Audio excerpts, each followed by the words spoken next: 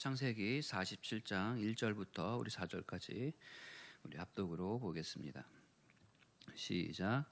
요셉이 바로에게 가서 고하여 이르되 내 아버지와 내 형들과 그들의 양과 소와 모든 소유가 가나안 땅에서 와서 고센 땅에 있나이다 하고 그의 형들 중 5명을 택하여 바로에게 보이니 바로가 요셉의 형들에게 묻되 너희 생업이 무엇이냐? 그들이 바로에게 대답하되 종들은 목자이온데 우리와 선조가 다 그러하니이다 하고 그들이 또 바로에게 고하되 가나안 땅에 기근이 심하여 종들의 양떼를 칠 곳이 없기로 종들이 이곳에 거류하고자 왔사오니 원하건대 종들로 고센 땅에 살게 하소서. 아멘. 우리는 늘 내 생각과 내 방법과 내 계획대로 내 마음대로 안 돼서 힘들어하고 좌절할 때가 많습니다. 그냥 조언을 조금 드리면요, 그냥 아예 내 생각대로 내 마음대로 되는 게 없다라고 생각하는 게 오히려 정신 건강에도 좋은 것 같아요.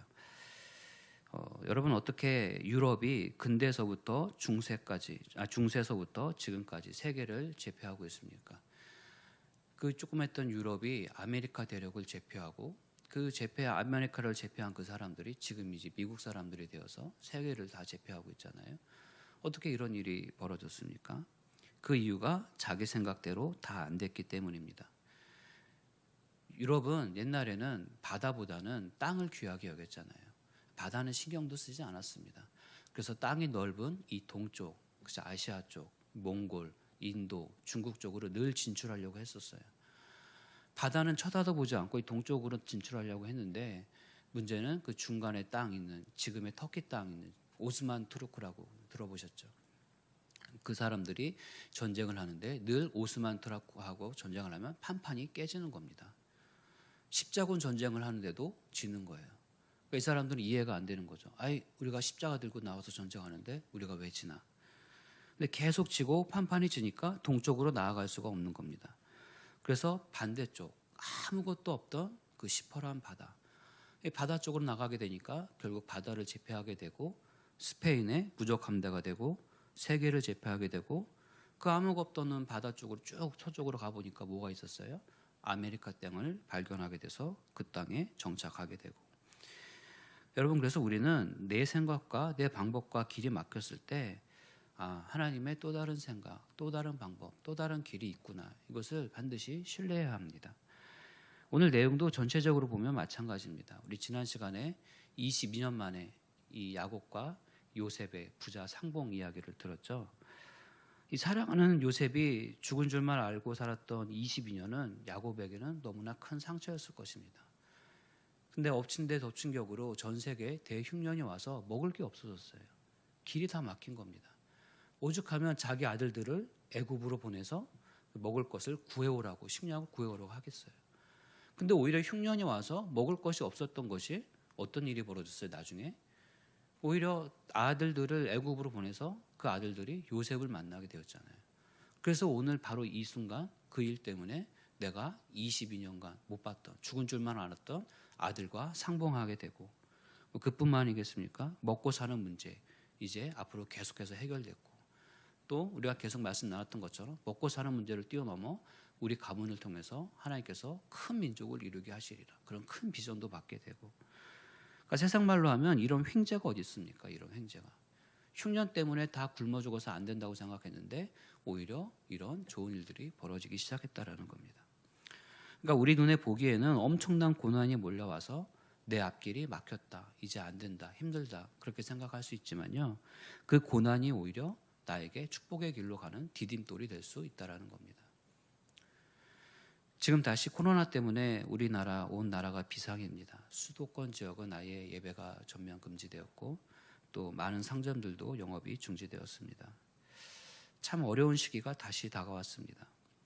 어쩌면 우리는 또 어려운 시기가 다가왔구나, 또 번지는구나, 또 고난이 찾아왔구나, 이렇게 1차적으로 생각할 수 있지만요, 우리 믿는 사람들은 1차적으로 해석하면 안 됩니다.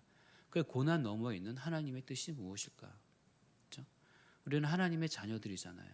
하나님의 자녀들은 하나님이 인도해 주시고 책임져 주시고 계획해 주시고 앞서 나가서 여호와 이레 되신 하나님께서 길을 예비해 주시잖아요.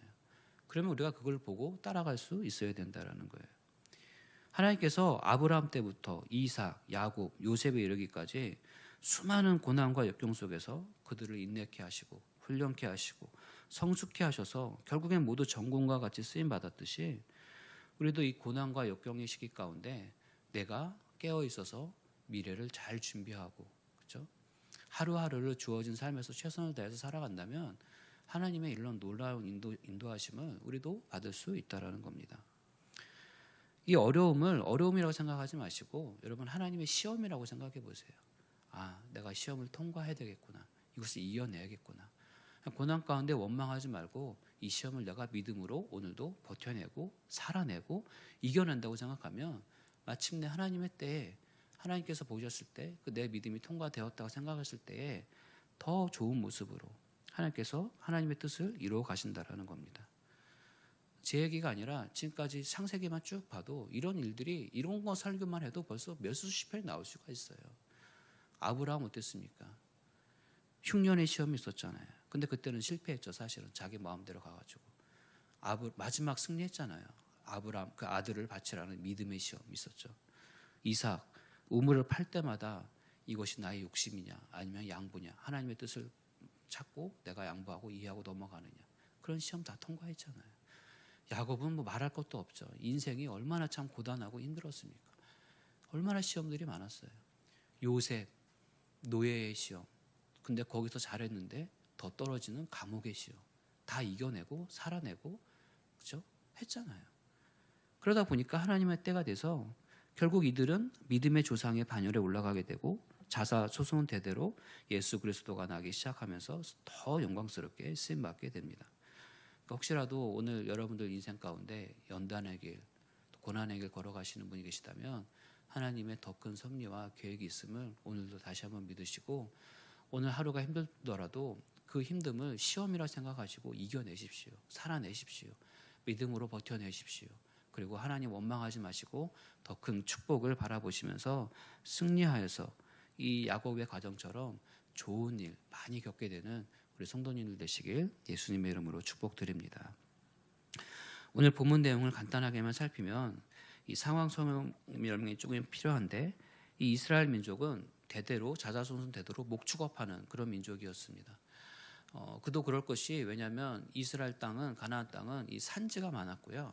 산지가 많았을 뿐만 아니라 날이 더웠기 때문에 목축업을 하기 위한 아주 딱 좋은 안성맞춤 땅이었어요. 그런데 이제 애굽으로 나와 보니까 애굽은 평야거든요. 나일강이 있고 델타 이 광야가 있고 광야란 평야 땅에서 도시 문화 사람들이었습니다. 농경 문화 플러스 대도시 문화였어요. 근데 그 대도시 문화가 발달해가지고 지금 이 당시 애굽은 세계 최강대국이었습니다.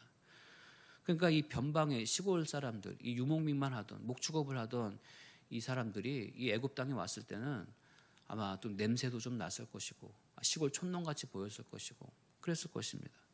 그런데 요셉은 이런 약점을 오히려 기회로 역이용하는 겁니다. 굉장한 지혜가 아닐 수가 없는 거예요. 이 야곱 일가족이 애굽 70명이 한꺼번에 지금 딱 내려왔는데 사실은 요셉을 모든 사람들이 존경하고 하니까 겉으로는 다 웃고 있고 축복하고 그러지만 사실은 난민들인데 그죠? 예전에 설교했잖아요. 요즘 누가 난민들 받는 국가가 어디 있어요? 이 어려운 시대. 근데 70명이 와서 먹을 거나 흉낼 사람들인데 그거 좋아할 사람이 어디 있겠습니까?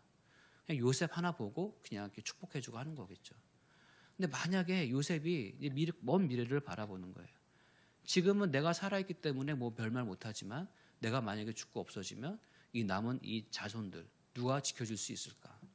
그래서 요셉이 바로에게 오늘 말씀 보면 의견을 내는 겁니다. 우리는 자사손손 대대로 쭉 목축업을 하고 살았습니다. 근데 지금 이 땅에는 목축업이 아니라 농경문화 사회니까 우리는 목축업을 할 수 있는 고센 땅으로 우리를 보내주소서. 고센 땅은 지금 애굽의 땅에 있는 수도와 조금 많이 멀어진 그런 땅이거든요. 이 목축업을 알맞게 하기 위한 고센 땅은 이스라엘 백성들에게는 참 좋은 땅이었지만 이 애굽 사람들에게 봤을 때는 굉장히 변방 시골이거든요. 굉장히 무시당할 수 있는 그런 땅이거든요. 그러니까 요셉은 그것을 역이용하는 거예요. 우리가 애굽의 수도랑 멀리 일부러 떨어져서 이들에게 무시도 당하지 않고 또 요셉은 잘 알았을 거 아닙니까? 이 애굽은 또 세속적인 문화가 강했을 거 아니에요. 하나님의 문화에 반하는. 그래서 우리가 신앙도 여기서 지킬 수 있고 그런 여러 가지를 생각해서 바로 왕에게 우리는 목축업을 해온 자손들이니 우리가 목축업을 할 수 있는 그 좋은 앙슨막 주민 고센 땅으로 보내주소서 이렇게 부탁하고 있는 겁니다. 여러분 그런데 11절을 한번 보시면